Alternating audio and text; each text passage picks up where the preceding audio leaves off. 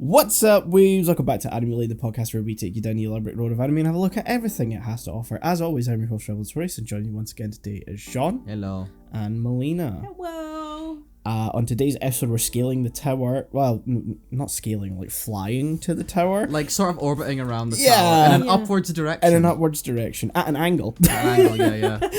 Scaling the tower. That's what I said originally, but that's what started this to begin with. Yeah, anyway. It makes no sense, yeah. We're scaling the tower of the place promised in our early days. Written and directed by Makoto Shinkai, music by Tenmon, animation production by Comics Wave. It released in Japanese theatres November 20th, 2004. It is licensed in the UK by Anime Limited and in the US by G-Kids. Then we ask War, what is it good for? That was terrible. You know, if you just stuck to it and none of us laughed, could have just gotten past that. And Patlabor 2, the movie, directed by Mamoru Oshii, written by Kazunori Ito, music by Kenji Kawai, animation production by Production IG. I think I wrote animated by because animation production by Production IG. Sounds weird. Sounds weird, yeah. There's no clean way to say that. Yeah, no. Released in Japanese theatres August 7th, 1993. It is licensed in the UK by Anime Limited and the US by Sentai Filmworks under the Maiden Japan label. Once again, if you do like Patlabor, if you've watched along with us thus far through any means, we don't really judge. The Sentai US release is the best one to pick up because it has everything. It has the OVAs, it has the movies, it has the original OVA, it has all three movies, it has the TV show, and it has the second OVA for like, I don't know, $60, $50 when it's on sales. Really good. Yeah. So, yeah, like just, you know, import that if you want it, because you can get it here, but you can only get the movies at this point. Everything else is kind of out of print, and the TV show's never been licensed, so yeah. We found our ways. Yeah, I mean, I've had the US release for 5 or 6 years at this point. It's also like region B compatible because Sentai author their discs in a way where it's like it's not region locked, it's geo locked, but like no Blu-ray player or console actually deals with geo locking correctly. Yeah, because that's so. Yeah, it's meant to do with like the country code of your player, which is different from region code. Because country code is like US, UK, or GB, I think, for us, and sort of stuff like that. Whereas like most Blu-ray players are just gonna go with US by default. So like they're just gonna work. Yeah, it just works. It just works. So yeah, what one are we starting with? In my fuck ass order, I watched Place Promised first. So I watched Place Promised first. Well, I did not, but I'm fine. Okay, Sorry. so we'll start with Place center. Promised. Yeah. So this is Shinkai's first theatrical film, and I think you can tell. I was gonna say the moment you said that, I was like, I can feel it. Yeah, the vibe is there. I will say, just to like jump in, when you said the release date, I had looked it up beforehand, but it still kind of surprised me this was 2004. Yeah, I always think it's a little later. Like I always think it's maybe 2008 or 9. I was gonna say 9. Yeah, that's what I felt at first. It doesn't have the feeling of early 2000s because the early 2000s, when it comes to digital animation in particular, has a certain look and feel. There's more of a flatness to it Yeah, than you usually get with Shinkai. which is sort of like the just inherent problem of that transitory period of the early 2000s and the switch from like analog to digital and then like digital standard definition and then into digital high definition that we got, you know, later on. Because animation would usually just be finished at like 480p or something like that, or some other fuck ass resolution. Because why would you need to go higher? Exactly. Right? I mean, like, it's I think 2004. one of like some of the highest res films at the time would have been like Ghost in the Shell 2, in a sense, that was finished at 720p, and like Tokyo Godfathers, which I think was 2004 as well, was also a 720p master. So like for this to actually look as good as it does, like backgrounds and world detail are incredibly good. It's the character animation that kind of lets it down. Yeah, a little bit. The character animation is good, it's the character designs are bland, a little wobbly. Yeah. They've got a very amateurish look I to felt them. that completely. Like, I think there's still, like, you can look at the character designs of Weathering With You and Your Name and see the essence of Shinkai and Place Promised, but they're still very much like, it feels like a guy did this. Yes. It doesn't feel like a production, it feels like a guy made dude, this. yeah. Yeah. And I think everyone just looks slightly too similar. Yeah. as Yeah. well. Yeah. There's Which- an indistinctness. That's to- like the only way to distinguish, I think, like the two main guy characters is one has glasses and one does not have glasses. Yeah, Yeah. exactly. And even then, the one with glasses does not have glasses for a good chunk of the movie. Yeah, I got. very confusing. Yeah. So for a while I was like, is this the same character? that Yeah. was earlier? The voices for those two are not different enough No. either. They are cast so similarly that I had no idea who was doing the narration for a good chunk of the movie. Same. Especially once it switches from the junior high period or whatever into following the guy with the glasses who's now like a A scientist. scientist guy, but it's still the other one narrating, and that really confused me because I was Yeah. like, okay, so wait, does that mean this guy's the main character and that's who's been narrating, and I've just misunderstood this the whole time? And then you get further in the movie and you go, oh no, it is him narrating, it's just we went on a bit of a side quest. Yeah, you know, we went For a to while. like the other plot for like a good while. Yeah. Yeah, and then they just go back and they're like, remember this?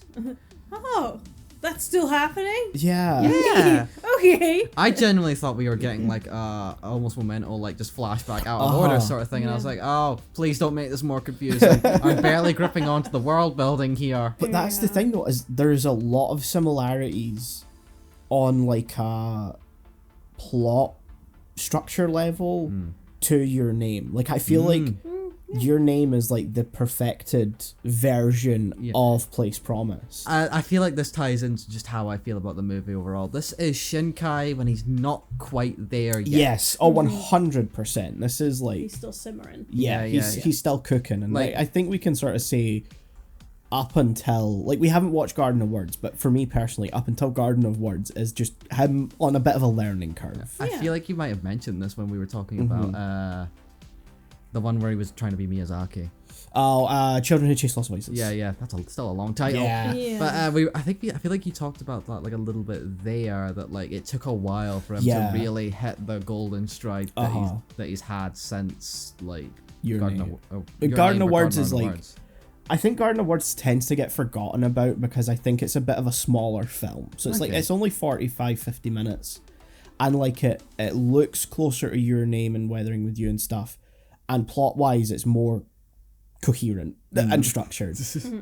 But I think people forget about it because it's So short. it's not as grand either as like Your Name and Weathering with You and Suzume Yeah. and stuff like that. So I think that sort of ended up being kind of forgotten on the wayside, and then it's like so people think it jumps from Children Who Chase Lost Voices to Your Name. And then there's a little bit there's a Little bit of a progress there. bridge there, yeah.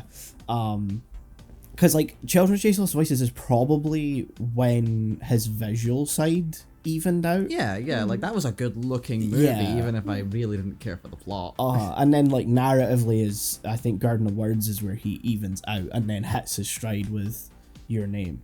Sucks that Suzume was kind of but I think that's just him getting lost in the sauce a little. Yeah, It yeah. was good enough. It was good enough. He Yeah. cooked too much. I think when you're coming off of two bangers Yeah. like Your Name and Weathering Yeah, with You, it it's is difficult. hard. Yeah, the fact that we got those two movies at all that are so good and like so not interconnected, but you know, like just Yeah. right off the back of each other, that's like a miracle in and of itself. Like Oh, yeah. one movie is a miracle. Yeah. Two is a little treat. Yeah. But yeah, I think like there's a lot of kind of fundamental things that just small things in this movie that end up being like the building blocks of Your Name. Yeah, you can feel that. Because there's the scene where main character Kun, I literally don't know his name. I'm gonna call him main character. Kun. Yeah, no, that's nice. That's a great term. he goes into the hospital and like sees the girl Yeah. and they like touch hands and like Yeah. that's literally the big moment from Your Name. Yeah, like the whole like world shaping around them, like as a sort like from their like Yeah. touch. That is straight from Your Name. And then there was also another part where like it's like the 3 years thing, she disappears, and then there's that sort of like out of sync timing thing. That all kind of ties into like Your Name, I think, and or what became Your Name is like, I feel like this was like, I feel like Your Name's a revisitation of the idea of Place Promised, but on like a different scale as well. Like, I think one thing that Shinkai did is that, like, sure, there's a grandiosity to his movies now, but they're much more personally focused on the character. So whatever happens, primarily it is centered around those two characters. It's character driven. Whereas here it's like there's too much of the outer world happening that we don't get to see enough of. Like, the tower feels too bogged down in the lore. It's very much the tower that's there. Yeah. And we just kind of keep seeing it, and I'm like, You know the tower. yeah, you know, you know the tower. It's been there all this time. How could you Yeah. not know about It's a the tower? landmark. As a visual image, that it's cool, but yeah, it's it's great. so overly explained. To the point where they just lose me. Yeah. Because they just, you know, we start getting into the whole parallel worlds, the tower. I'm like, oh my god. Yeah. I thought this was just simple. We want to see the tower. Want to know what's going on. It's like, actually, it's a beacon because this girl is sleeping and her thing starts parallel. She's containing the parallel universes. They will overwrite. What the fuck? Yeah, It's and like, wait. Can we? Okay. Kitty terms. What are we talking? and all the parallel universes are sort of connected to the tower because the parallel universes have their own towers sometimes, but like, we're not in the tower. We're just No. observing the tower, so we think this is what the tower is, and it's like, what are you talking about? What are man? you talking about? They're also like not experimenting on the tower. They're experimenting on like a recreation cross section because they are in the other faction of Japan at this point. Let's talk that. Let's what get into the the lore hell a little is bit. going on? Okay, so I'm kind of glad that I managed to catch this on a little early because you took a while. It took me, I think, until they talked about like war breaking out, that I was like, oh, this is like a Soviet US split thing. Yeah. It's so poorly explained because it's not looked at throughout so much of the movie. It is done I didn't very even casually. know what part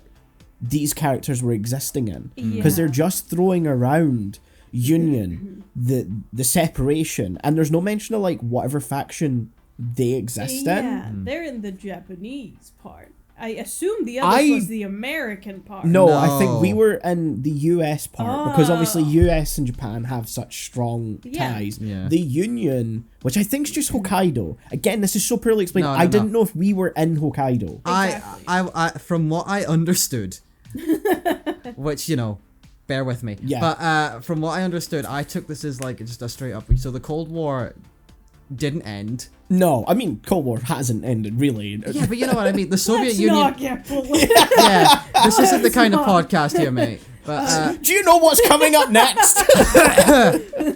my point is, the Soviet Union hasn't collapsed. Yes. And yeah. at one point, they invaded Hokkaido, which, fun fact, was an actual plan at one point. Yeah, that's true. Like post World War II, which I found out thanks to this. Well, I kind of knew beforehand, but like I remembered thanks to this movie, Yeah. which I think may have helped in how I caught onto this so easy. But like, they've basically either taken Hokkaido or like split it in half or whatever. Because I also didn't know if we were in like the other half Yeah. of Hokkaido or we were on like. there was some kind of like Yeah. Japanese separation as well, which does sort of make sense, like from a historical standpoint. Yeah, like I a north can- and south split, like, you know, Yeah. Vietnam or Korea, like Well, famously even right for, now. For Japan, it also makes more sense because Hokkaido did up until, I don't want to say a date because I'm going to fucking get it wrong, Yeah. existed as a separate thing. Yeah. Because there's also deep-seated racism within Japan, not to outer races, but within their own borders. Yeah, what they would consider themselves Yeah. as the Japanese ones. So on Hokkaido, pretty much was like a separate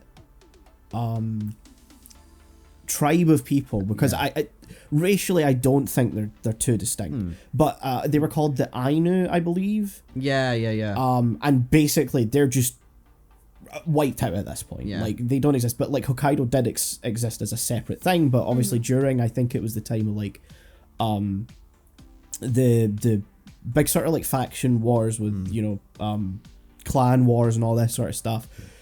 I don't know if it was specifically the Seven Warlords period, but it could have been where, like, they were just trying to take over as much land as possible, and so Hokkaido ended up becoming part of that, which I can only imagine got worse as, like, Japan evolved into the pre-World War II period of imperialism. Yep. Where, holy fuck. Yeah. So, yeah, that's fun little Japanese history. Yeah, there's fact. your dark. I mean, honestly, for these episodes we're doing, I feel like that's pretty good, necessary history lesson to have, because they are, again, like you said, we're going to talk about Patlabor. Yeah, and we are. Oh. No, not oh. More bad. Not Kojima clap. Kojima sad. Anyway. The point, going back to what we were actually supposed to be talking about, I managed to catch on, thankfully, pretty quickly what was going on like the sort of split thing, the north-south sort of split, and like they call it the Union because for some reason they don't want to say Soviet. Yeah, I mean, there's just a union of people. It's just a group of people, aka a union. I guess. I don't know if it's supposed to be like parallel world. You don't know if they're specifically Soviet or. But they name drop the US multiple times. Yeah. There's American people talking at some point, which just caught me fucking guard. Again, this is another thing. Like, we'll come at this in Lupin, but I guess there's just no clean master of this, because there was Japanese text when they were talking, and that threw me the fuck off. Anytime that happens, I get a little confused, because I'm like, subtitles, but there's stuff on screen. Yeah, legit, you have to go back. It's like, and now we're gonna use the audio brain. Yeah. It's like that. It's like that SpongeBob image of like his two eyes looking at two different books. He's like, that's what it's like mentally when that happens. Yeah, it's. I don't know. It just always catches me too off guard. Yeah. You know, you're just kind of just reading along, watching whatever's happening, and then you're like, whoa. Yep. I know what you're. I know this. I know this one. Yeah, because you're having to. It's the switch from. The subtitles disappear first of all. Yeah. It's the switch from like. I need an adult. You're only pulling the emotional intonation from what people are saying when reading subtitles to fully having to focus on what someone is actually saying. Yeah. It's such a mental like flip switch you have to do in your mind. 100%. But I need them to just continue putting the subtitles. Yes, no, that would. Because I legit feel like someone just drops you into a foreign language. Like, I speak this, but I'm like, It also doesn't help that anytime this comes up in. It's still hit or miss now, but like it's better as we've kind of progressed into a more like cross pollination of anime. But like back then and sort of up until recently, like audio direction on English voice actors in these movies was always fucking horrendous. They try so hard. It really is. Like if you want to like say voice actors are bad, like just watch any like Japanese thing that an English voice actor is in, because you will realize how much voice performance comes down to the actual direction they are receiving. Absolutely. Because it truly felt like they just first take, that's fine. Yeah. That's fine. It's 100% whoever is telling them what to do does not know what they are saying and doesn't understand English enough to and that's it. Just to get all the nuances, the emotional inflections that come with certain words, and just how they're usually said.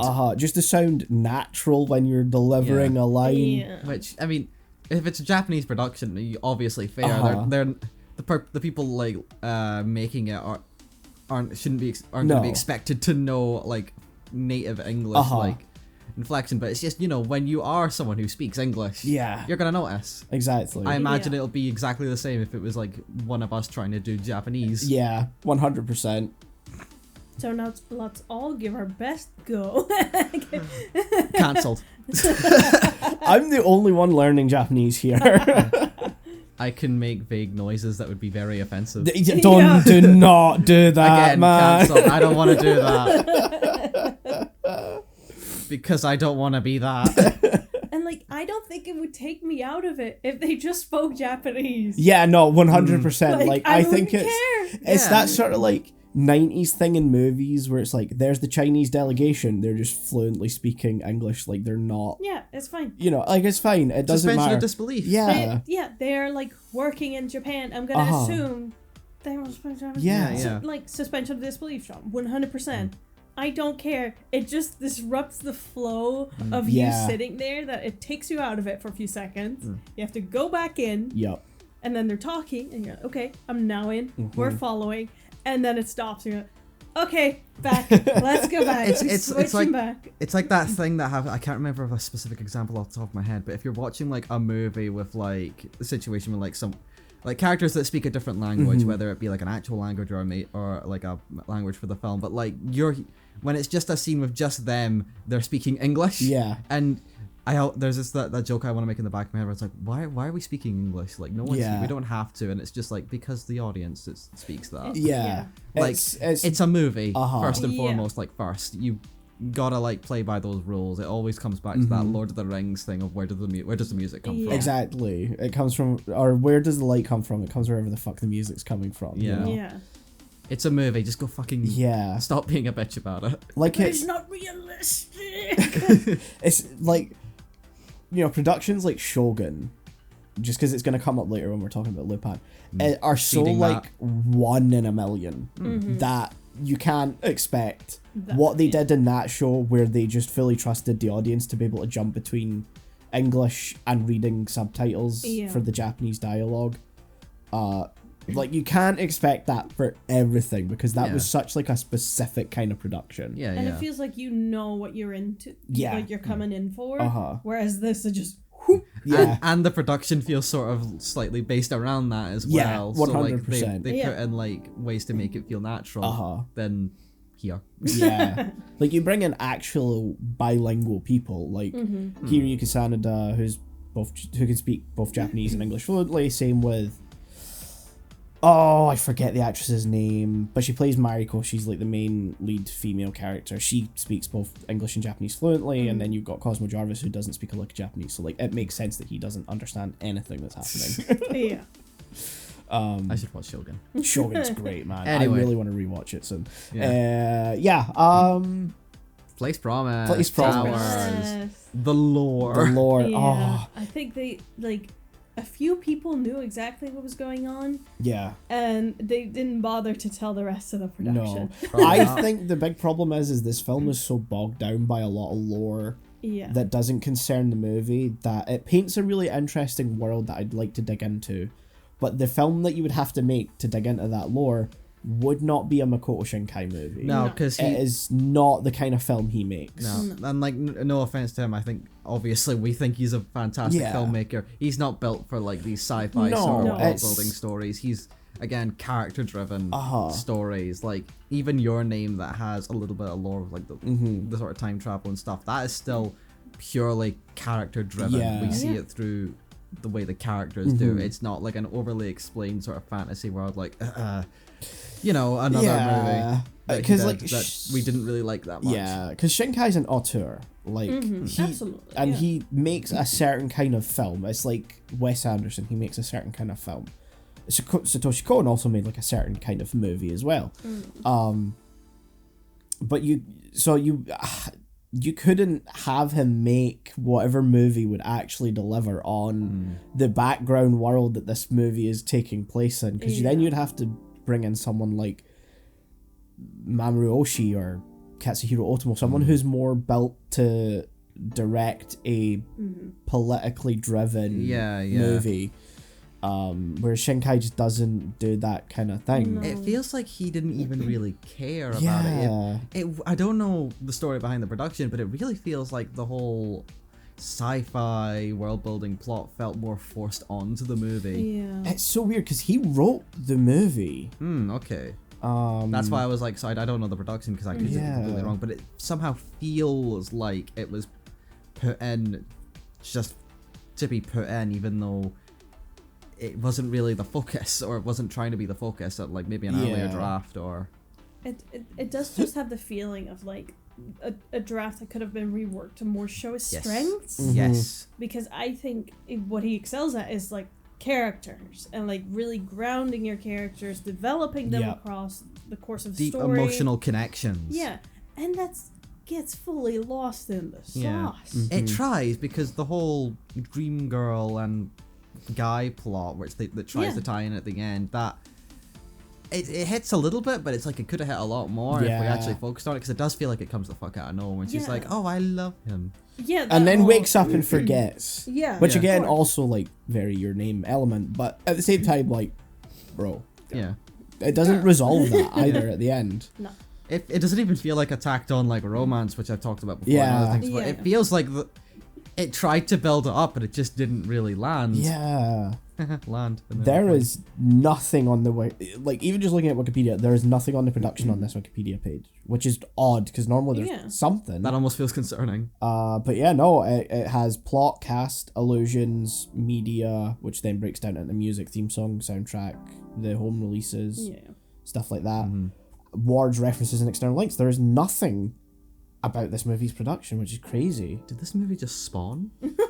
I do know one little behind the scenes fact, and that I think that I believe it's that Shinkai, because he had just done Voices of a Distant Star before this, which was a short film, I think it's like 25 minutes long, that was all him, all animated by him, everything by him. Like, there's even a version of the like audio that has him voicing the main character, because he does all his own scratch vocals. But yeah, I remember reading a thing where, like, for this movie he intended to also do everything, including backgrounds. Oh no. Which just yeah, like, Voices of a Distant Star looks good and the backgrounds are good, but whoever he started working with for this movie, and has probably continued to work with for the rest of his movies, just does such a good fucking job. That I think that was probably a really good thing. Yeah, he didn't do that. Don't let him cook that much. Don't let him cook that much. No.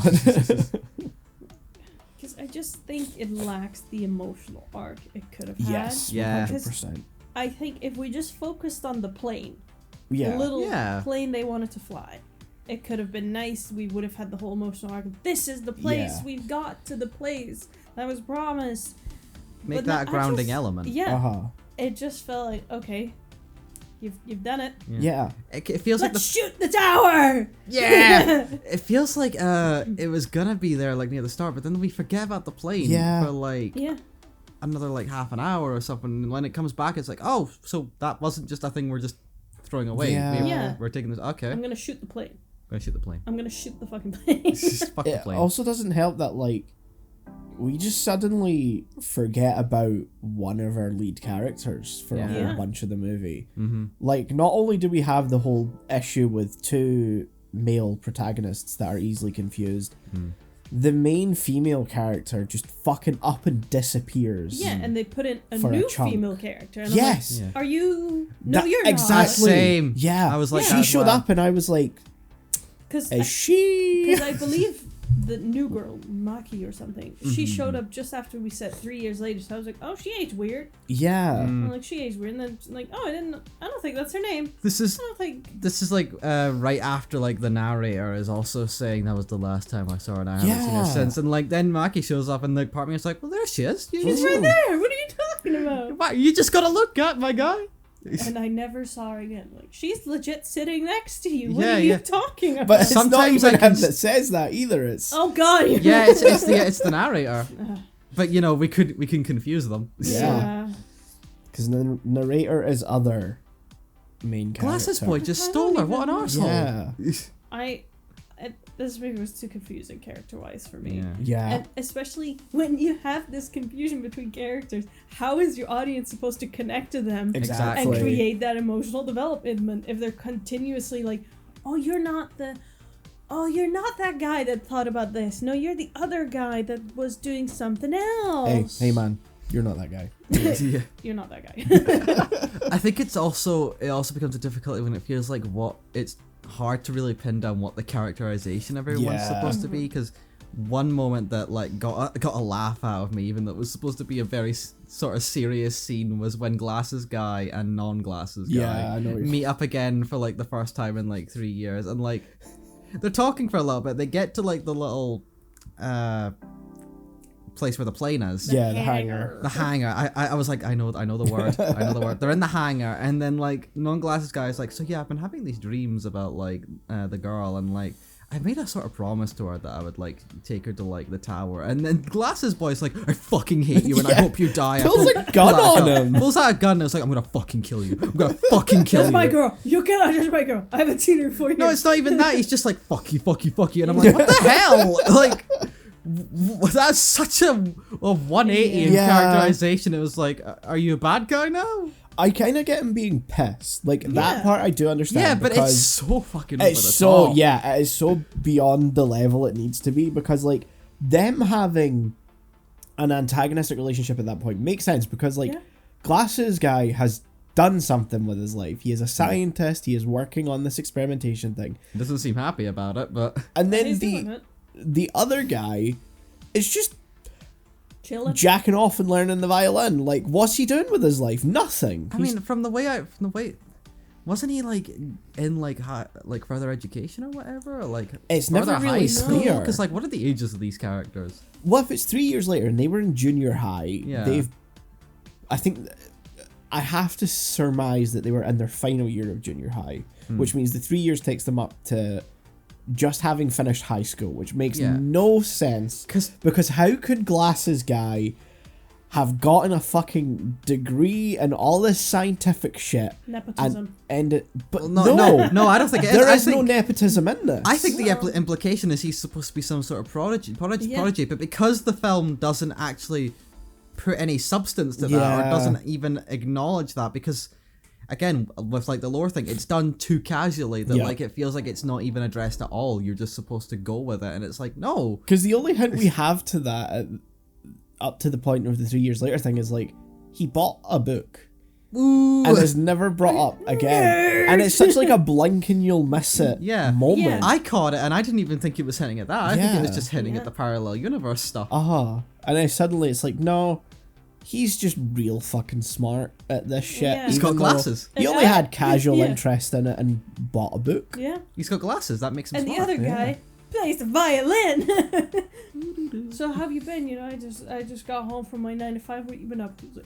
Like, listen, dude. Listen again, to this. It is that image of like Non-Glass Guy with the violin being like, I just like to do this, and I like having my dreams and stuff, and the other like Glass Guy being like, I fucking hate you, and I hope you die. What's his problem? Absolutely not. Go fuck yourself. Yeah.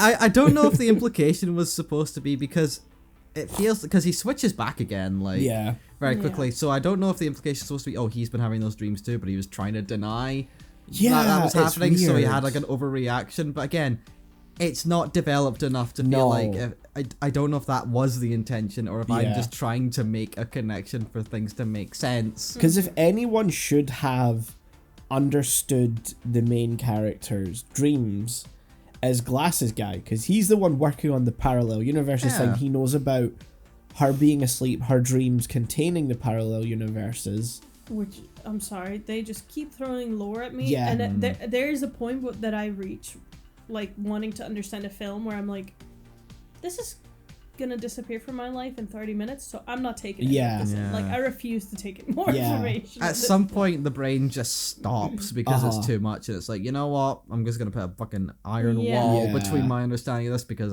it's too much, too fast. Yeah, like, I think maybe I was too tired or something watching it, but I was like, I'm just not with it anymore. I want you to just entertain me, and you're asking me to think. Because it drops all of this about, like, the brain stuff and the dreams and parallel universes overwriting our world, and then it's like it's 10 minutes from the tower. And it's growing. But then 10 minutes later, it's like, bomb, terrorism, fuck it, let's go. And it's like, they're attacking now. Why did any of that matter? It is now a political thriller. No, it isn't.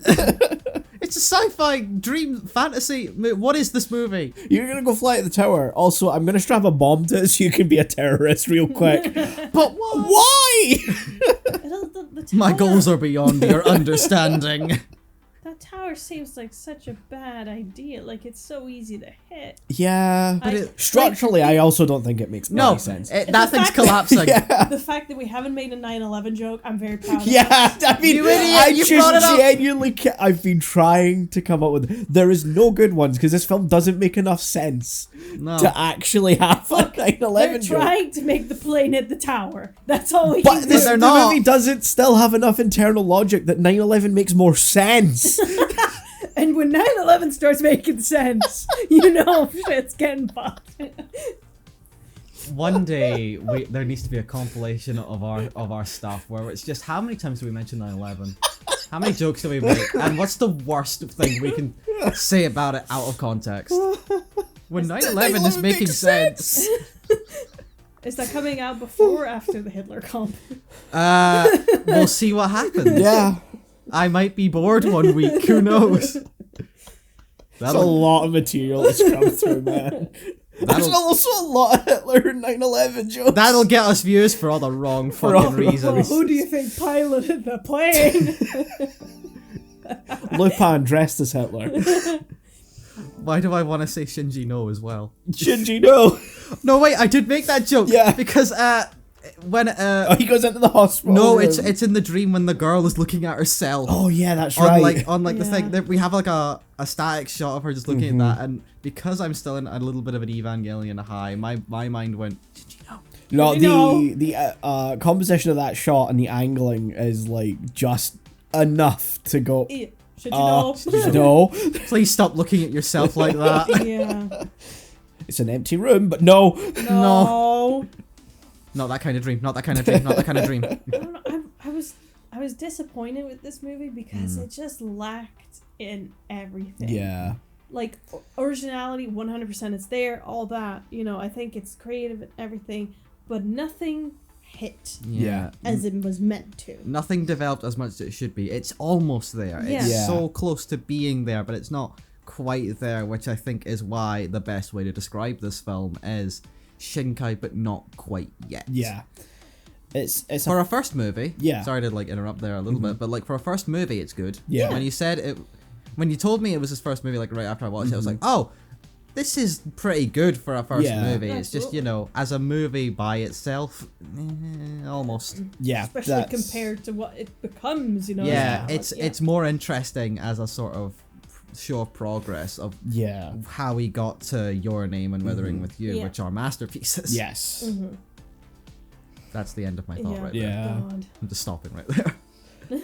I don't think I have anything else to add to that. I think you summed it up pretty well. I mean, like, even as structurally weird as 5 centimeters per second is, it's more engaging and coherent than this. I feel like it kept to its idea. Yeah. Whereas I don't think Place Promise knows what it wants to be, and I just think it's Shinkai could have taken another crack at the script, just another draft, just to really hone it in, focus on the characters. Yeah, make it more driven. Yeah, maybe take some of the weirder elements out, because I don't necessarily simplify them, because I feel like he's trying to make it seem realistic within his world, and I'm like, we don't care. Yeah. You can make it glitter. You can make it go flowy, whatever. Yeah. You're just trying to overcomplicate and like make it seem like, you know, this is in a world where this is real. I'm like, I don't care. Yeah. I don't care. It ties into, again, the whole lore being done so casually. I feel like the intent is because it's supposed to be that realistic. Like, the characters don't ask, like, why this is all happening, because they live in it. They know. There's no reason, but, like, we don't. Yeah.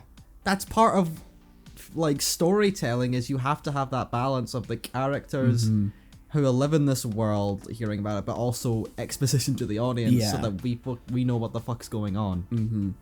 And it seems like it's sort of somewhat fresh enough in terms of the situation of this world that you could have had someone explaining it to the audience. Because, like, even through narration. Yeah. Absolutely. Because you have, like, the conversation at the, like, train station where she mentions her granddad, like, being the scientist who fucking ended up being the guy making the tower, which let's not get into that. Yeah, who cares? And she mentions like, oh, I've never met him because the separation happened like right before we were born. I was like, you have a 15-year moratorium on this shit? I was like, you could easily have someone fucking explaining this. A history lesson in the classroom would be context enough. Yeah, It's such a diegetic way to do it. Like you it's not like the world has existed like this always for this movie, therefore you don't need to go that far out of your way to explain it. Even just a news report or something that gives a rundown. Like, it's now officially 15 years since. Yeah. Like, it's again, cheesy, but it works. Walking into the living room at the beginning of your name and the comet's on TV and there's an explanation of the comet. Have the fucking Shinra newscaster just come in and tell us what the fuck's going on.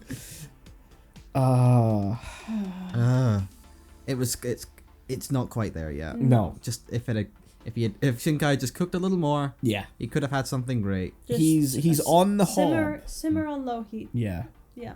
It's just gotta tenderize. It's not up to heat yet. That's the problem. He's not simmering yet. Enough. Yeah. Yeah. It's not quite boiling. He's just put the pan on the hob. Yeah.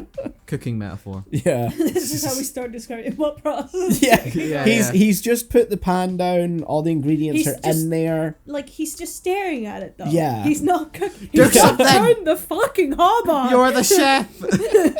He's just looking at it. It's like, this'll do. All the other things are there. They're there. Yeah. I don't really feel like it anymore. Anyway, are we done? Yeah, Already? we're done with this. Oh god, this is a tough one to score. This is tough. I want to give it. I think I can't really put it above a 6.5. That makes sense. I'm struggling between that and a 7, but it feels like if it's gonna be a 7, it would need to be more coherent. Yeah. And it's just not quite there yet. So 6.5 because we're getting tilted at the tower. Fuck's sake. That should have been the intro. This is future Rebel here. Re-recording the intro. I would 5.5. It's fine. It's adequate. That's fair. It just needs to be cooked. Yeah. I'm gonna go with like a 6. I think kind of where I've landed. I do like it. It's just there's too many elements of why. What is the point of the Halo Tower? Yeah. Oh, the tower that's always been there? Yeah, it's a strange thing, isn't it? Yeah. It's almost like we should talk about it. That was also built in the last 15 years of the movie, I think. Yeah. Okay. What? I don't know. Anyway, let's move from a weirdly apolitical political movie to an actual political holy movie. shit, this is right after the Cold War, huh?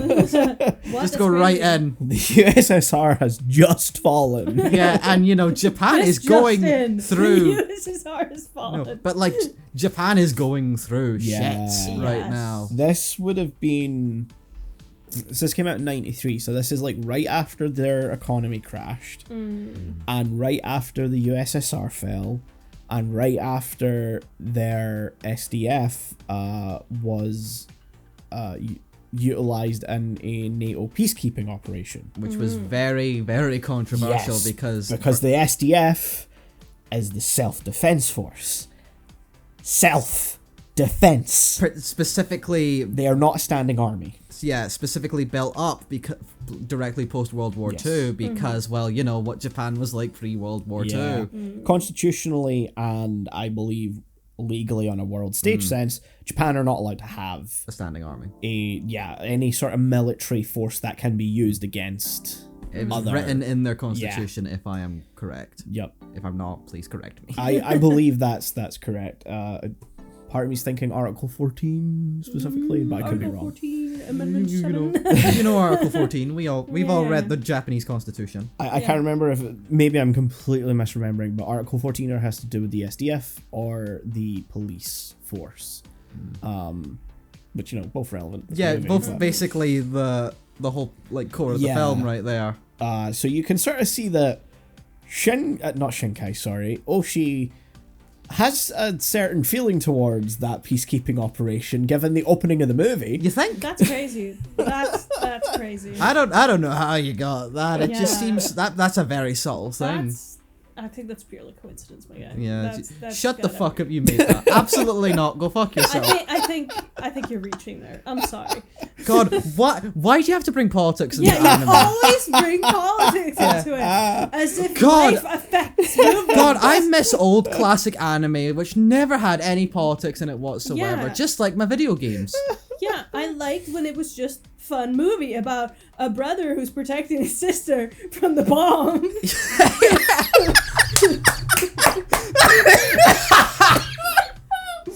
Oh, those good old days, when it reflects nothing about real life. When I could just escape. Yeah, when I could just have a good time. Yeah. When Akira was just about, the big brain elements of stuff and not at all about student rioting. No, where are you getting this from? God, my favorite anime. I love Evangelion and how much I can just escape and not care about my real life. That's what it's all about, really, isn't it?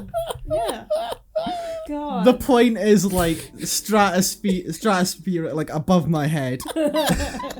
It's literally the Gundam meme. Cool robot. War is bad. Whoa, cool robot. Okay. I do love that they're like, let's not make the beginning political, and then they're like, somewhere in Asia. Yeah. Somewhere in. Like, they were like, if we name a country, it's gonna be too political. Yeah. We can't be specific. Somewhere. We can't be specific, but it is almost one-to-one what just fucking happened. Yeah. So you know. Somewhere with someone who was probably named this platoon number 74. Yeah. Of the battalion. If I'm remembering correctly, I believe the operation took place in Cambodia. Yeah, I think somewhere in Asia. Cambodia. Yeah, somewhere in a country that rhymes with Bambobia. Bambobia. I did like the spider mech design. It was funky. That's cool. Yeah. I mean, isn't that the whole Spider-Man? Unless I'm like misremembering, isn't that like basically what comes back in Ghost in the Shell for the end of that movie? It's a really similar design. Yeah, because that was like, I mean, Mamoru Oshii. I can't help but mention this is Ghost in the Shell just before Ghost in the Shell. Oh yeah, 100%. And I fucking love it. Yeah, it is so. I mean, I love this movie. Mm-hmm. It is dense as hell, and I feel like I got lost in a lot of places, which I'm sure we'll talk about. But I really fucking love this movie, just to actually get my thoughts out. Mm-hmm. I had some problems with how much they were just fucking talking. I mean, that's sort of the point. Yeah. Yeah, but like there's a lot to say. Yes, but there's a point where like, oh my god, can we just see something happen? I don't. Okay, I think this is sort of like where you're gonna end up being either Patlabor 2 or Ghost in the Shell is Mamoru Oshii's best movie, and I think it comes down to like Ghost in the Shell can get away with just scenery and music stuff, but Patlabor 2 has to do a lot of talking and a lot of explanation because it is a political thriller where so much is not happening while so much is happening that we can't see, and by showing the stuff that we can't see sort of undoes any sort of tension that might come later on. I don't know, I'm sorry, I'm just thinking of the scene where like he gets on the boat and he just starts talking about like the just war and unjust peace stuff, and I'm like, yeah, I've got to know, after Expo car scene is too long, more exposition in an aquarium, stop talking, war's bad, we know. I'm sorry, that's the best scene in the movie. Like, visually, sure. I just wasn't gripped. I was just like, can we get some... It's so long that I was like, I need you to make some of this time pass faster, because I don't want to feel like I'm sitting here. Okay. I do want to jump in here. I get where you're coming from, Michael. Yeah. It is a really good scene in the movie, but I also do really get where Melina's coming from, where it's like there's so much like going on, and like that scene is really good, but it depends on if you feel like at that point in the movie from when you're watching, if you can handle like 5 different themes coming on at like the same time in like one conversation. and like you do run the risk of it going, okay, this is getting almost abstract. Yeah. And I don't know, and it's starting to sound like you're not making any fucking sense. And I don't know if that was just like at that point I was tired, or like at that, or my brain's just too dense to really get it all. But it does feel like it's going unjust war, fake peace, and all that. And it's like, are you just speaking in circles to waste my time right now, or are you, or is this like something deeper going on that I don't get? I suspect it was the latter. Yeah. But It's, I think the Patlabor 2 is equivalent of the boat scene from Ghost in the Shell, where it's the thesis of the movie. That like, was done very well in that movie. Yeah. And to go off of what you just said on if you think Patlabor 2 or Ghost in the Shell is his best movie, after seeing this movie, and I do really like it, I am still firmly in Ghost in the Shell. I mean, Ghost in the Shell wins over for me too. Yeah. But I think that also just comes down to like, what do I prefer? Is it something a little more sci-fi heavy? Then yeah, it's Ghost in the Shell. I like the cyberpunk. But yeah, no, that scene is like just like the crux of the movie. Like, that's the scene where like you kind of get why nothing is happening, because so much of these things is that even for the people in the midst of government and the midst of police and stuff like that, don't usually see the larger picture or the unjust things that are going on. It's why that is, you know, an unjust peace, which is like, you can sort of say that everything post World War II is an unjust peace. Post and pre World War II, like that's basically human history with war, like right there. Like a lot of bloodshed comes for. I don't want to fall into that Peter Capaldi speech in Doctor Who, where like it always ends up with two people sitting down and talking. Yeah. And Justin think of like what they were always going to do from the beginning. But it takes a lot of fucking bloodshed to get there, and it is a fascinating thing, and they talk about it really well in the movie. I do really like it, but like at the same time, the way the dialogue is and the way like how so much is happening, it's such a dense conversation. You do end up falling into that risk of like the iron wall falling down on your brain and going, I can't take this in. Part of me did consider screenshotting the whole conversation and playing it out here between us, just so that for the viewer's sake, I think it would have been like something a bit more, one, different, but also to, I think, either to sort of clear up and at least pick at some of the points that the speech makes, and I didn't. I don't get to voice act? No. But yeah, no, I had something I was gonna say. Oh, you lost it. It got too lost in the sauce. I have a lot about this movie that I want to say, and I just I remember my thought to go back to the Ghost in the Shell thing. I feel like that edges it out for me, because it feels like even though Ghost in the Shell was based on something previously, like because the manga came out like beforehand, but it feels like Oshii was a lot even more able to make that whole movie his own thing, and because of just the type of world it takes place in, you can do a lot more of the themes just through visuals and from the music and from the long panning shots that I fucking love that he does. I did a whole rant to you in like our Discord like call, or like not the Discord call, like our little messages we do, where I was like, I fucking love these things. But like Ghost in the Shell was able to do that far more naturally, whereas Patlabor 2 is sort of saddled by the fact that it is Patlabor 2. And it has that baggage of the OVA and the movie, which feel it has the same characters, and some of the themes are built upon because we had the whole coup thing in the OVA, and the last one was also a political drama, which, you know, they do fit in as a series. It's just this one feels in a lot of ways very disconnected and like a completely different thing. And it's always been a real rock and a hard place for me when it came to whenever we did get round to this, as to, do I just say fuck it and we just watch Patlabor 2 first? Because like, you don't really need anything before it. I understand that, and I even had that thought of, we possibly could have just done this on its own, but I decided that wouldn't have been right, and you made the right call. Because I feel like having the familiarity with specifically I have their names written down because I always forget. Goto and Nagumo. Yeah, between those two specifically. Which, I mean, back in the OVA, I would never have suspected they'd basically be the main characters of the movies. But I feel like having that familiarity with them helps get me into this movie more on like my end.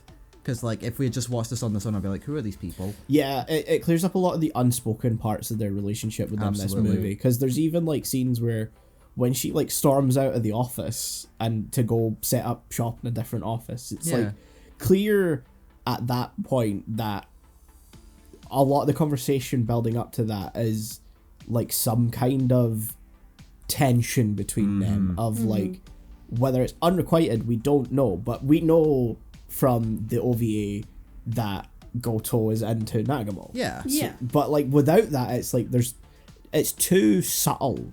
Yes. If you're only watching, that could go completely over my head if I had just watched this like independently. Yeah.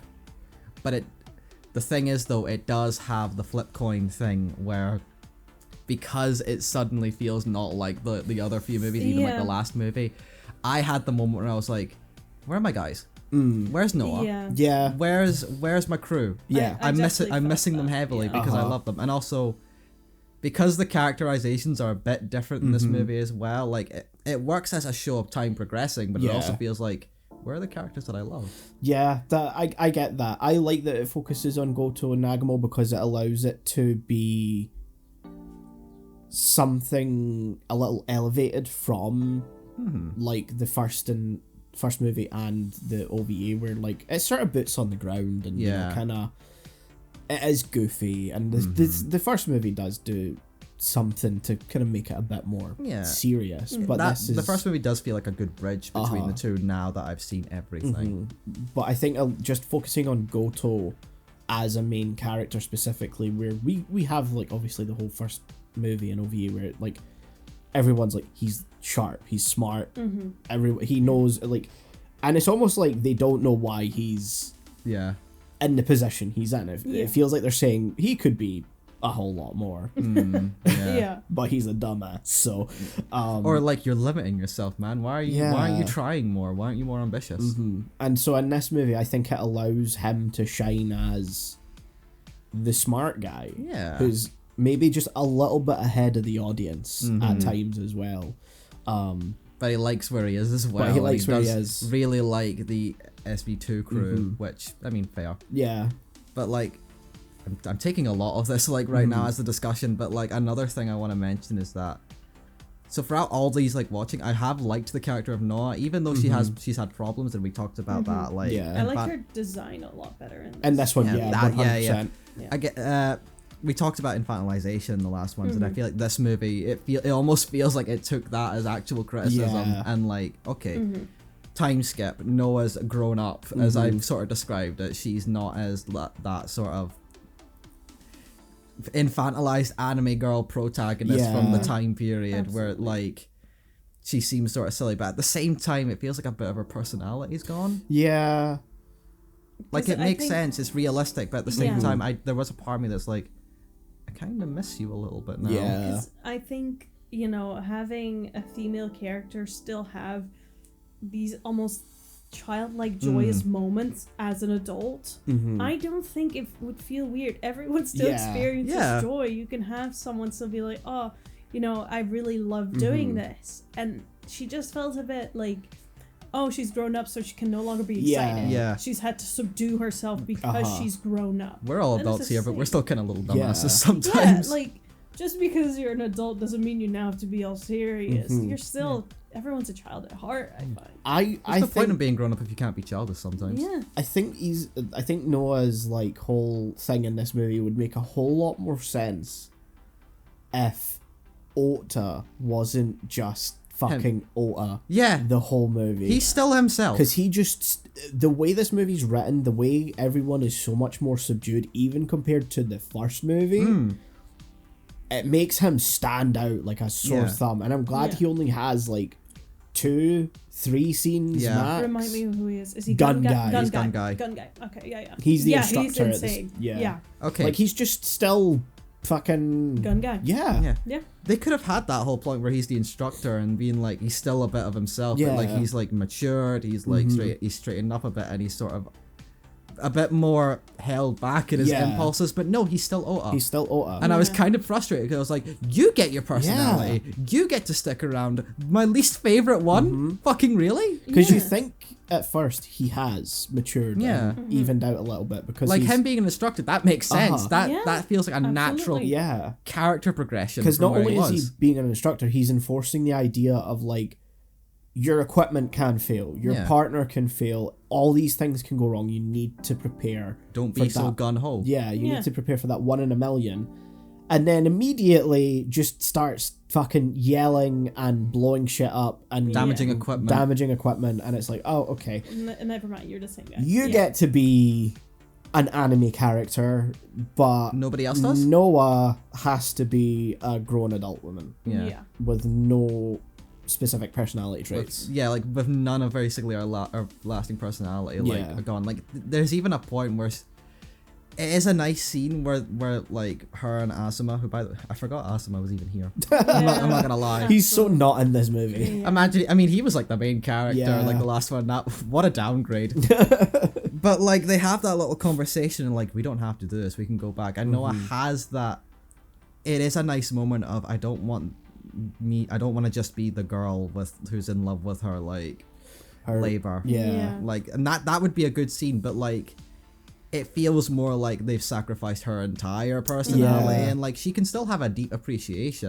We even get a hint at that earlier in the movie. It's just like, don't forego it completely. Just have her grow up a bit. Not transform. Because that's, I think, what I was like stuck on the most is like, you have all these characters that you've been developing and like showcasing their skill over time, and you're just choosing to sideline them and strip them of their personality. So all they are is, hey, they're here. Yeah. You remember that? So we're just focusing on Goto, who is an interesting character, and Nagumo, also an interesting character, but I don't even think, I mean, they have some development over the course of the movie, but everyone else is just there. Yeah. So the emotional impact of the group is just not there, especially when like Goto at the end is like, and we're all a family. I'm like, you don't even know these people anymore. Everywhere you look, everywhere there's a labor, there's a labor. It just, to me, it came out of nowhere. It's like, what do you mean, family? You've been out here on your own this entire time, and it's suddenly like, at least we did it together. I'm like, with who? Yeah. With who? You, dude. You left 99% of this movie has just been you. Yeah. My guy. It really felt like the end is when suddenly Oshi realized, oh fuck, this is a Patlabor. Oh shit, okay. Fuck, we gotta get the mechs. And then we all sit and have a good time. Yeah, right after like a part of the third act where they make a point to destroy the mechs. Yeah. I find that so funny because they're like talking about like new labors, and obviously you have the scene at the start where Noah's like test piloting a new one. And that was so cool. Yeah. And then the fucking helicopter just wrecks everything. Which could have been such an emotionally impactful moment. Like, it kind of reminded me Age of Ultron-y, where he takes all of Tony's bots and stuff, and you could be like, oh my god, what does he have left now? Oh my god. But it was just kind of like, oh, okay. It's funny you mentioned Age of Ultron, because now I've got the image. It's like, you know, the most emotional Marvel movie, Iron Man 3, where like at the end of that movie where he blows up all his suits, because like, but like that's I really like Iron Man 3, so I'm gonna be a bit biased here. And people can disagree on this, but I do like that moment where like after all the obsessing he's had with these suits, he has that emotional moment where he's like, okay, blow them all up. No, it's about me inside this. Yeah. I've gotten over that. That's a surprisingly emotional, not emotional moment really, but like it's a good moment. Yeah. I don't know the exact way to phrase it without it sounding like it's emotional, because it wasn't an emotional part of that movie. It's an really. understandable moment for like the development of his character. Satisfying, I think, is the word I'm trying to look for. Yeah. But like it could have done that here, but like it's because this movie is so much not a mech movie. I think it comes down to the fact that like that moment is part of a larger scale thing where that entire thing is a clinical move. It's clinical operation. It's like that they know that if they leave them standing, they're gonna be the pain in the ass. Yeah. You can target any other infrastructure of police and well, obviously it's not the military, but like a military faction is doing this. if you leave the SV2, as it's mentioned throughout the whole film, has such a reputation that if you leave them to move, they're gonna kick you're fucked. Yeah, exactly. The movie would be over. So there's no emotion in it because it's not an emotional choice. It's like it's a clear-cut clinical precision strike of we need to remove an obstacle. It does fit for the theme of this movie specifically, but for the overall, all of what we've watched, it feels too detached than I feel like it could have been. Because like we've sort of grown with these like, I mean they're not characters, but these like machines have been like such a strong point of this series. Well, the ones that we see in SV2 when they get wrecked, I don't think are the ones from the last movies or the OVAs. I believe they're newer versions. And so the versions we see them using at the end of the movie during the climax are the old ones. Okay, cool. We're good. It's not super clear, but because they've got like these sort of like giant ammo patches. It's almost like they've dressed them up, which was kind of cute. Yeah, but it's like we're going in a war zone type thing. Oh, look at them! They've got their little like they've got their big pouches and stuff on the robots. That's so sweet. I love you, Alphonse. I didn't forget you. So I think those are a newer type. I believe. Okay, I could be wrong here. The ones that we normally see are type 97 Ingrams, and I believe the ones that get destroyed in 2 in the hangar are type 98s. They're the newer version, upgraded versions. It gets a bit confusing because in the TV show it's a little different. There are newer versions and stuff, but it's like the TV show's a different like time. Different continuity, but that's why like I'm sort of not sure which ones are which. There's a couple of different types and terminologies and all this sort of stuff, and then they kind of forget about the Askas from the OVA in this in the movies, so like that also becomes a little confusing. But so I think they're newer models that get destroyed. I was going somewhere. I know. They were models. Yeah. I think it just comes back to the point where like this is so not a mech movie in a mech franchise. It's a political thriller. Yes. Yeah. I think it would have worked really good as a movie that wasn't stuck with this group of characters it had established. Or just chosen to leave them fully behind instead of, I guess we gotta get them in. Have fucking go to Nagamo on some international mission. I think they still could have been in Japan. This wouldn't have worked if they set it on any other stage than Tokyo. Yeah, this is very much very focused on Japan specifically as a political thing. It's so much about its internal dynamics and problems and issues when it comes to the structure of the military, the immediate end of the Cold War, its relation to the US and how that works. How the police and the SDF don't get along all that much, at least from the way the movie kind of paints it. Is there's some tensions there, and it really to me it really feels like a large part of the message is the police shouldn't be militarized. Absolutely not, which is kind of funny in a mech, which is series that kind of did militarize themselves a lot. But like, that's sort of been Patlabor's whole thing. As I mean, even from the OVA there's the point of what should have been the last 2 episodes, because that last episode was just fuck it. Forget the truck. Fuck the truck. Forget the truck. Fuck the truck. Fuck the truck. It's Optimum Prime. Sorry, hold on. I'm gonna get back Please to my focus point. on like the 2 episodes that should have been the finale. Yes, those are already like saying the police have too much military might. That the movie sort of just the second movie is like just very much a continuation of that point. Okay, I remember what I've been trying to say for a while now.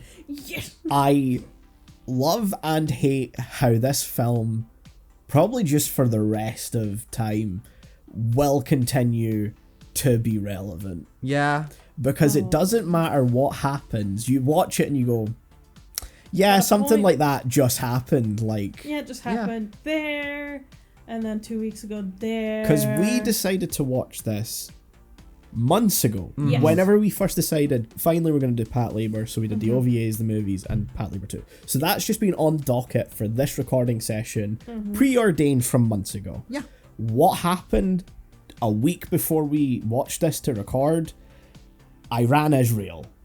Yeah. Immediately I was just like, oh, God damn it. Here There's we go. always something that happens. Don't forget the ice raids. The ice raids. That's what I'm thinking of. Like the riots and the protests, in LA. I'm not calling them riots because they're not. They are protests. Yeah, they are protests. There's always something going on in the world that just shows... That makes you think, like, nah, shit, we've been thinking about this for a long time. It's crazy we haven't it's fixed always it been yet. there.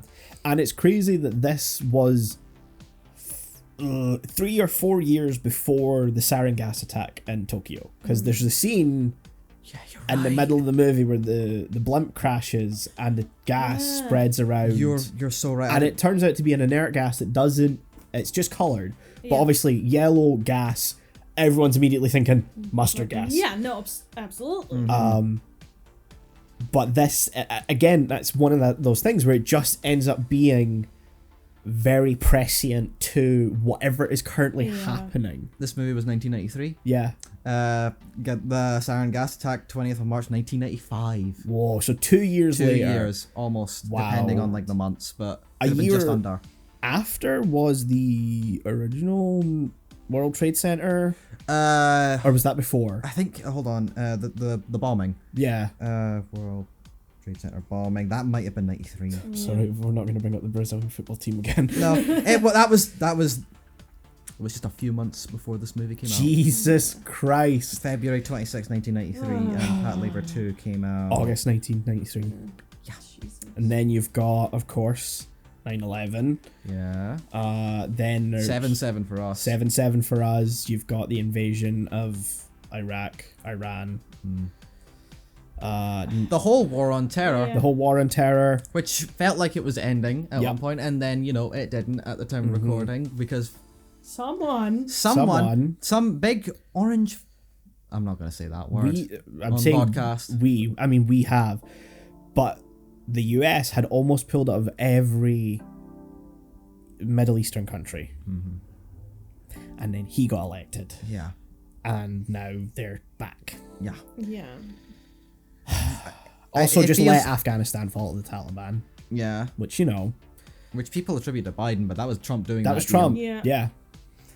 I don't think we're gonna get into that too much more. I'm Yeah, already sad. I mean, this is a very political movie. Yeah, but like, I just need to bring all of this up because it Absolutely, just illustrates relevant. my point of there's always something In the where world. you can... this film is both razor sharp precise in what it wants to say and what... If you know what was happening around the time the film came out, you know what it was talking about. Yes. But it's also equally vague enough that anything that happens... Like, if it came out today, I'd be like, oh yeah, no, of course it's about the current thing. Yeah, That's yeah. happening. Yeah. I think that's one of the genius parts of the way the film is written, is that it's just illusory enough of anything to do with war, civil war, political tensions, interventions that... And also, if you just put the US in any of it, it's it's gonna Ta-da. be all the way down to military structure. yes, And just how not just the police but the military respond to threats or perceived threats. Because one of my favorite parts of the entire film was the whole sequence where it appears on the radar Yes. that there's an attack coming. Like, it's heading to Tokyo. The bridge has just been bombed. It's flying into the airspace. Basically, the airport has had to delay all the flights and said, weather conditions and stuff, which would be standard procedure, I imagine, for if this would actually happen. But we find as that sequence goes on, we can't get a visual on the actual bogies, and then suddenly they disappear. They disappear completely, and it's like, where did they go? And then it's revealed they were never there. Yeah. They were hacked in. It was all just that whole...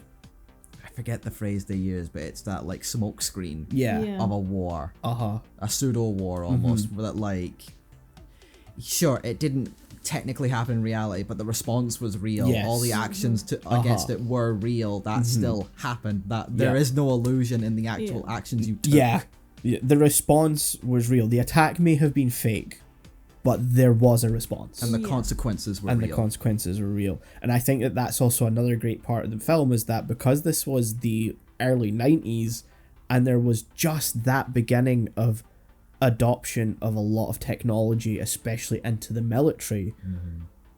Obviously, technology throughout human history has typically progressed with war. You can see the beginning of our current modern era from the end of World War II because of all of the technological development during World War II. Because war is a good motivator. Yeah. Not to say that stuff wouldn't have come out anyway. No. What is it good for? But now, like, obviously, technology has advanced so devoid of the military that you also now see the military playing catch up. But equally, that whole scene is a comment on maybe a reliance on too much technology is also an issue. Because they mention, like, the system's just been rewritten, but there's a self-diagnostic running all the time, so it should have raised up errors.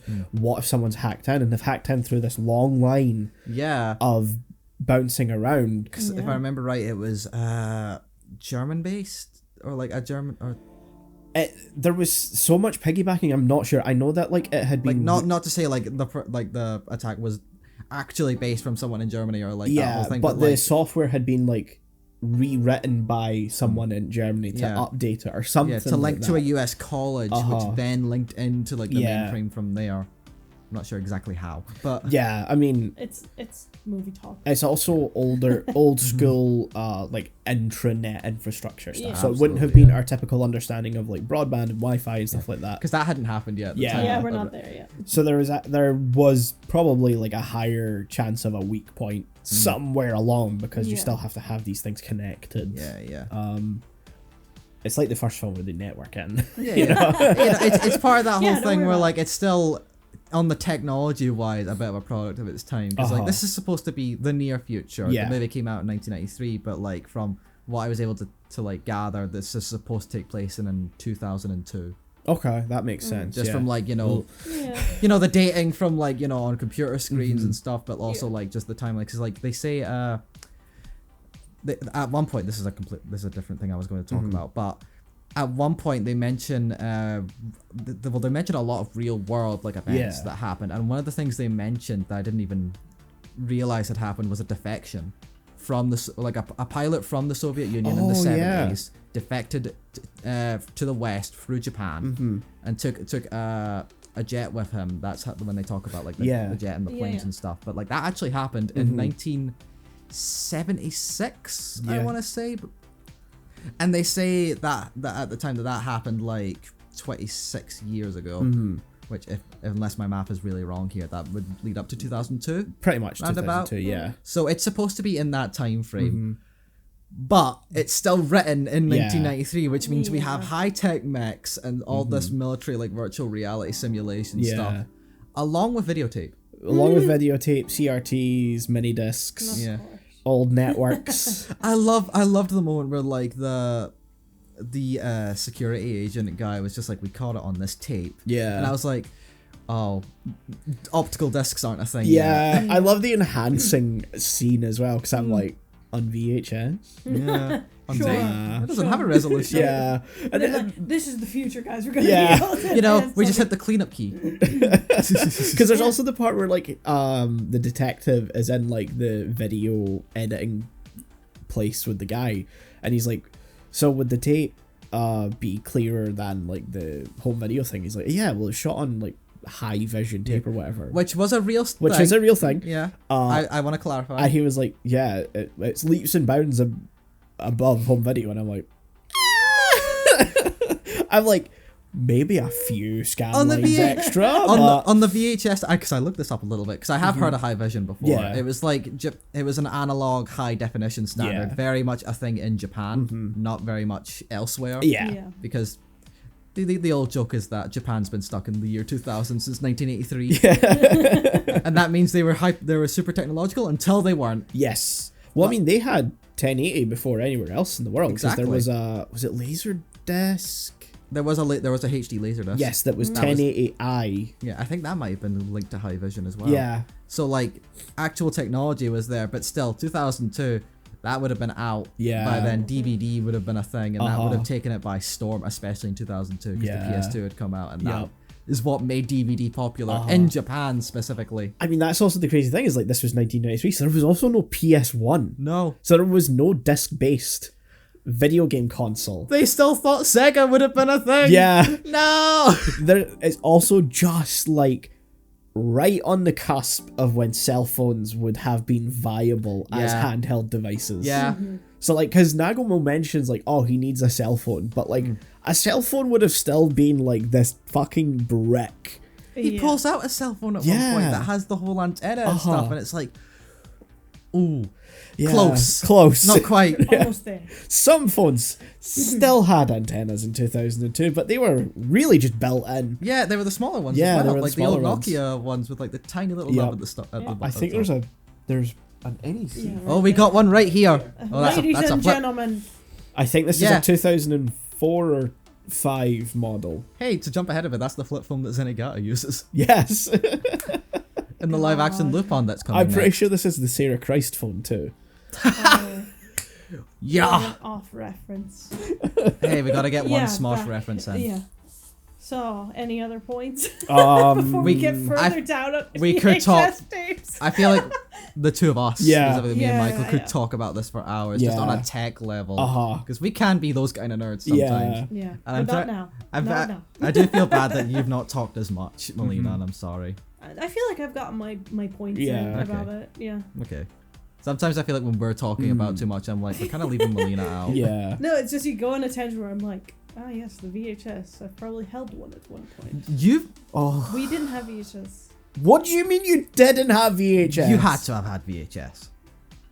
I had VHS. Yeah.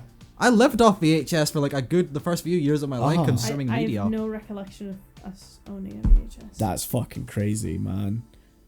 We had for the longest time we had a DVD VHS combo player because so many people just existed with both for a long time. My gran had that up until she passed in like 2017. There's one in this house somewhere upstairs, I believe.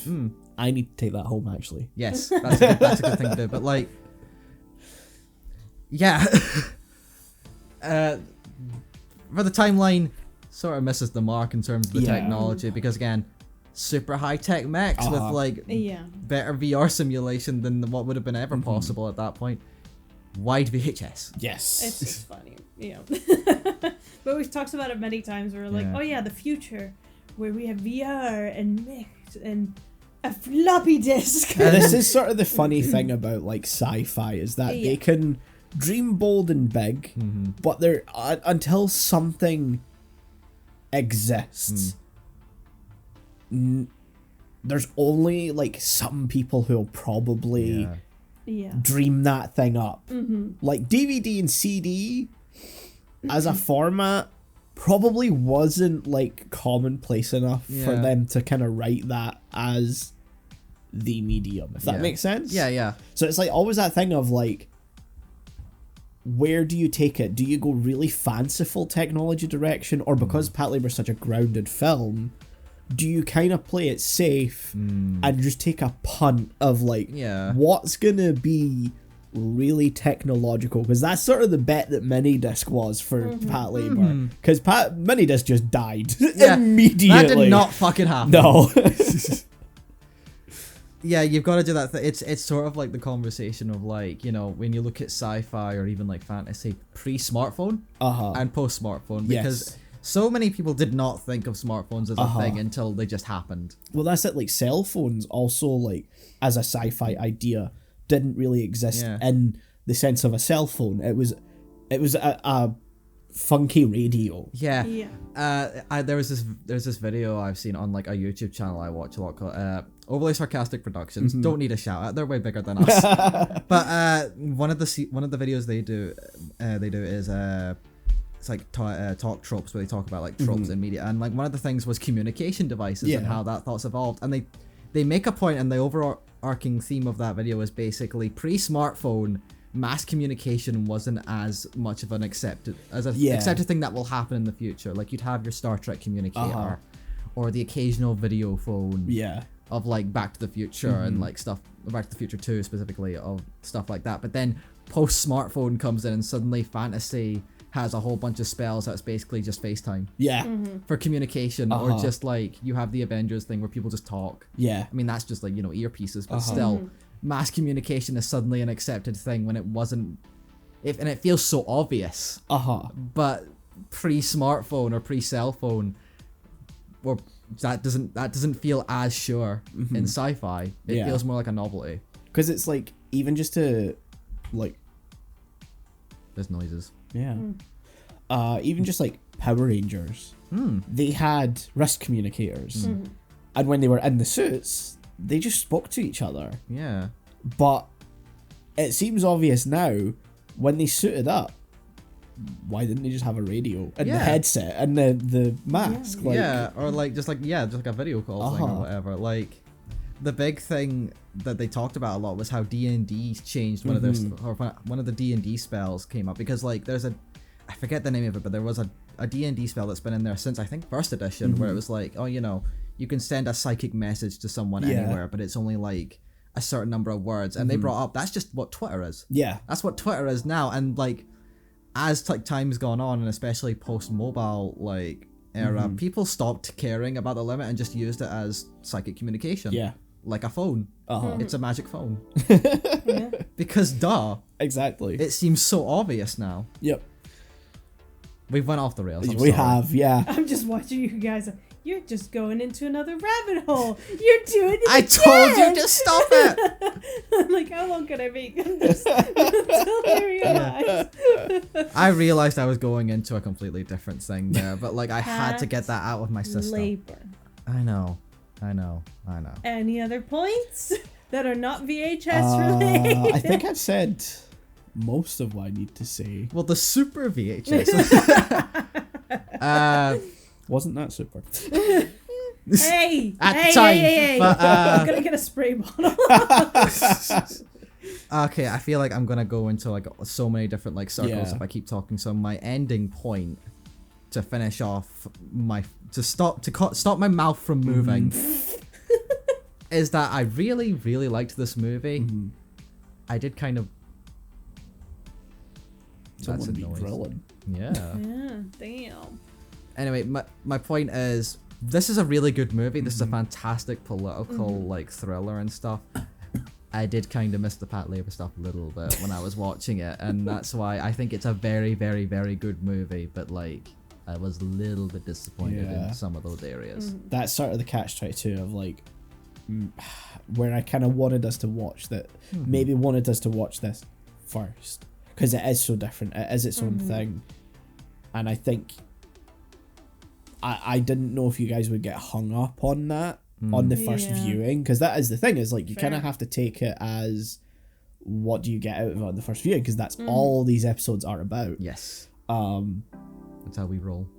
Whereas I saw the movies separately on their own, and so I had none of the context, and I fucking love the second movie as for what it is, for what it ultimately sets out to be. But like, having seen everything, like, I do get how this isn't the same. It's very much, it feels more Patlabor adjacent. Yes. Than an actual Patlabor thing. We'll just wait till we watch the third movie. Oh no. We'll get to Weapon 13, don't worry about it. I feel like we'll take a break. Yeah. Well, we'll just, I mean, we're gonna be on a break soon, but like, yeah. So, scores? I mean, I feel like we all know what my score's gonna be, so You just go. Go for it. 10 out of 10, man. It's up there as one of my favourite movies. I mean, it is a real coin flip over which one of these is my favourite Mamoru Oshii movie. Man. And Ghost in the Shell just wins. That is, but I feel like it depends on the day. I mean, that's still high praise for you, because I know how much you fucking love Ghost in the Shell. You've actually told me it's your favourite movie at one point, I think. Yeah, like, so overall. that's like, you know how much I love this movie then. Yeah. And yeah. I feel like this is a movie I feel like if I let it sit for a bit and I really take in everything over a longer period of time, it can be a 10 out of 10. Sort of like how, even though I did also love it at first as well, Eva, which I now want to state is my favorite anime we've ever covered and I have ever watched. Just overall, not the rebuilds. Yeah. They're still cool, but not the rebuilds. Twice Upon a Time's good. Yeah. But I feel like right now, if with my first impressions and having seen it in relation to the other Patlabor stuff, I have to bump it down from a 10 to a 9. That's fair. That's so fucking good. That's better than I thought you were going to give it. I know. But I feel like it's too good on what it is trying to set out. I can't put it like... I can't just give it like an 8 even. I have to give it a 9. But like... It could have been a 10, and maybe in enough time it can be a 10 for me. I think it's something specifically you would probably enjoy the more you watch it. Kind of in the same way that you rewatch Evangelion. Like, I think Patlabor 2 is something you'd probably get more mileage out of. And Ghost in the Shell. And Ghost in the Shell, yeah. I rewatch that all the time now, and that's a 10 out of 10 for me. Yeah. So I think it's something that you'd maybe get more out of from repeat viewings. Yeah. Like I said, like I think the way we watched it, the way we kind of had to watch it, it's easy to get like caught out by what the movie is, which sucks, but I kind of expected this at the same time. So my real answer, ask me in a year. Dissenter. Come on, just fucking no, speak your truth. Point the gun and pull the fucking trigger. There is no shame here. Speak your truth. 4.5. Oh, might as well just put a fucking iron in my mouth and pulled the trigger. Holy fuck! I think it's good. You realise you're calling this a straight up bad movie by calling it a 4.5. I'm calling it a boring movie. Oh. Alright, just go fuck yourself. I think it's good that we watched the OVA and, we're taking that route to kind of watch it. I do think I would have liked it if I didn't know the side characters, because then I wouldn't have been disappointed that they were left off to the side. And these characters that were some way kind of presented as main characters were just kind of so I went in expecting a certain something. It wasn't that, so you have to let that go. It is too much exposition for me, especially in this long a movie where the amount of exposition is just in long stretches. If they would have just done bits stretched over the full movie, I would have been less bothered by it. But if I go into a movie wanting to be entertained and I'm in like the first 30 minutes being asked to full on pay attention and really take in every single bit, it's too much for me. On a rewatch, I probably would like it more. Maybe I would have liked it more if I watched it first. I don't know, but this is where I stand. Okay. I think that is understandable from where you're coming from. I think it's very understandable. So I do understand. I will not give you too much shit for this. Thank you. Him, on the other hand, no, I do understand where you're coming from. I just I want to pick at something. And I feel like I am really picking. You said that you wanted to be entertained, but I feel like having seen the first movie, you should have known this was not going to be a piece about entertainment. I mean, well, films are meant for entertainment. I mean, Ghost in the Shell is not entertainment. I disagree on that. Ghost in the Shell is definitely entertaining for me, just in the way it looks. I think it's like an experience. I don't necessarily think it's entertainment. I think it can be both. Yeah, I mean, sure, it can. Like I find a deep amount of entertainment but this is like purely a me thing as well. Just in the way it looks, just in the way, like the design of the world. I always a little thing of that movie that comes back to me. I won't go into a tangent. Is is the little like when it's like the I forget the term, the bridge like girls with like the fingers that like split off into smaller fingers that split up into smaller fingers. That is weirdly entertaining for me in a way that's like, I just love seeing that move. Yeah. I'm clapping and happy. All right, I'll flip it onto something that I know you love. Okay. Perfect Blue is not entertainment. I think it is. But that's just my opinion on what is film's purpose, what is art's purpose. Like, I love that movie, so I'm not saying that out of I hate that movie. So I get that. It's not a gotcha. Like, I think it comes down to, I see entertainment as a piece that I'm gonna purely watch to enjoy or lose my reality in. Whereas I get that. To me, not every movie is entertainment, because if a movie has something to say or it wants me to engage with it in a different way, it's not fundamentally entertainment, if that makes sense. No, because this is a personal thing that I have where I'm like, we had this question in our class. It's like, okay, what do we think the purpose of film is? And a lot of people are like, to educate, to showcase skill, to do this and that. And I'm like, no, your prime goal is to entertain. Can you educate people on the side? Fantastic. That's amazing. But if someone's not entertained and they're in a seat for 2 hours and they leave just feeling, I sat for 2 hours, yes, I didn't learn anything, I wasn't enjoying anything, and am I thinking about anything? I think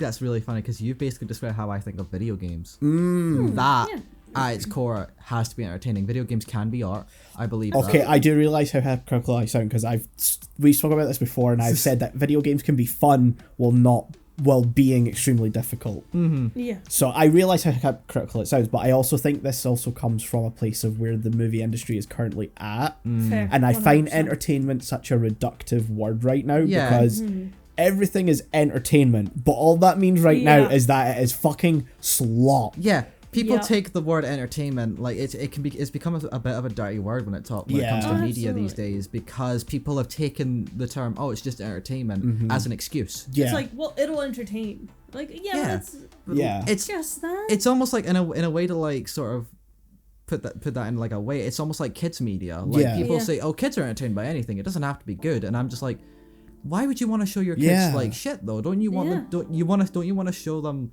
something good though, something so that like something that makes, because I remember all the good kid stuff I watched as a kid is what led me to my love of film and entertainment is a not bad word. And my final thought on that whole thing is that I feel like the best media can be both entertainment and art, or try and teach you something or something. Again, Evangelion, my favorite anime possibly of all time, because it is just straight up entertainment for a good chunk of it. I like big robots like fighting and stuff and like all the cool sci-fi shit. Yeah. I'm heavily autistic for that. Just to put it, I think I can say that. Yeah, be sure. I'm not fighting against it. But at the same time, it can be a deep emotional sort of like introspective of just, even if it's just Anno's like mental breakdown, there's something very profound in that. It does both, and I love it so much. Yeah. No, I get that. I think it does come from, like we were talking about, that whole fucking, the way the movie industry is, which we've talked about already. So I apologize. That was probably rather... How dare Fuck you! No, it's fine. It's a good discussion to have. Absolutely. Because sometimes it's like, when I hear people like, oh, well, it didn't entertain me, and it's like, well, what do you mean by that? Are you using that as a catch out of, I didn't understand it, or I wasn't willing to engage with it? Some people do, but I don't think that you did. Some people do is, I didn't have a good time and therefore I wasn't entertained. Not every movie needs to give you a good time, man. No, that's the thing. No. Yeah, not every movie needs to give you a little reach around. Like every. No. Jesus fucking Christ. Okay, I want to end now. We're done here. I made a somewhat a little bit of a tasteless autistic joke, but that's terrible. Yeah, Fuck done. You. Bye. Like, Tom Cruise isn't going to come in halfway through Mission Impossible and fluff you up, as much as it might feel like that. I mean, I feel like he'd want. He probably would, given the chance. Yeah, if he could, but like, I don't like that. Yeah. I don't like that idea. Melina looks so traumatized from that sentence. He just yesterday said he's sad he missed the window to have a gay experience. Cruise? Or maybe Cruise? It was Pitt. Maybe I'm mixing Pitt. I feel like Brad Pitt's had a gay experience. I feel like he'd own that. Oh, wait, one of those two has said it. And that's what I want to end. So everyone, go out there, have your gay experience. This isn't coming out at the time, but happy Pride Month. Happy Pride Month, yeah. To go on movies not having to like give you a good time. Yeah. Perfect Blue. Yes, exactly. I didn't have a good time watching that, but it was a pretty much most movie. Of Cohen's movies. Yeah. Grave of the Fireflies. Yeah. Oh, Grave of the Fireflies. Yeah. That fits in. He's in the credits of this movie as well. He is, yes. He did like what? Layouts, backgrounds? Good question. He did something. He did something on it. Yeah, he wasn't like a creative. He was just sort of on the this would have been when he was just like an animator or a background artist or something. Because he wouldn't have worked. He obviously didn't do Perfect Blue yet. That was 97. That was late 90s. I think. Yeah. Definitely late 90s. Mm-hmm. But anyway, I spotted his name in like the credits near the start. And I was like, wait, that's Satoshi Kon? Yeah. This one? Like that, well, this will probably come back up again whenever we watch Nausicaa, but Hideki Anno worked on that. He did animation for that. I know. Believe me, I've gone into the deep dive on this on my end. Believe me, I know he did Nausicaa. And then Kenji Kawai just pops up randomly in the Silent Hill 3 credits because he did some music for that, which was really weird.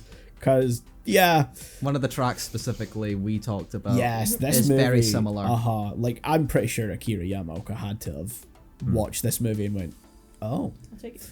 yeah."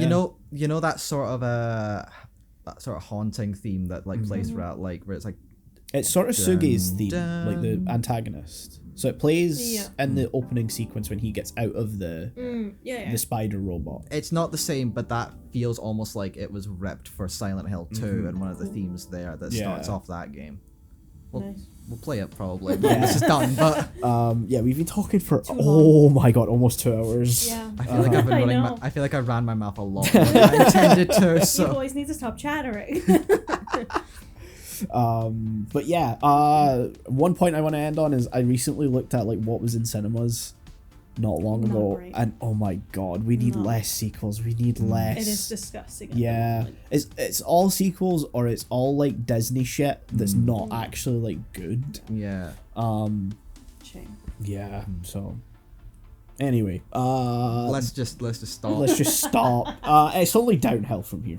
Not downhill for Patlabor, but like the next movie's fine. Hey, I want to watch the series in my own time. The series is great. I love the series. It's just we're probably not going to watch it for the podcast. Yeah. That's why I'm asking in my own time. Yeah, I will. And if there's a way I can get that, yes, I will get to it. Not to nudge. It's a lot of discs, man. It's a lot of stuff to work on. Okay, fine. It puts my PC out of commission. So, Jesus. Yeah. Anyway, thank you for listening to this episode. I feel like it's been absolutely all over the place. Yes. I have no idea if this is a coherent or good discussion on Patlabor 2. Woo! Yay! But yeah, come back next week where we do something else. We do something. There's more stuff. I think we're probably going to be talking about Duolingo. Whee! Bye.